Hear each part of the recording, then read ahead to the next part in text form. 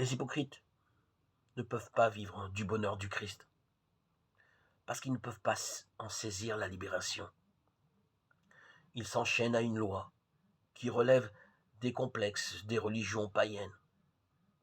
Qu'est-ce que la loi, ainsi considérée, sinon un acte? Réaliser tel rite, accomplir telle action, et nous voici sauvés.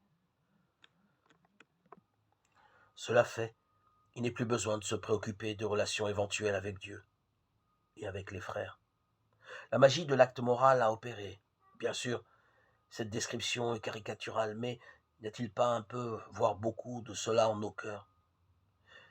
Il est si facile, beaucoup plus facile d'agir ainsi que d'entretenir la préoccupation constante de la relation à l'autre.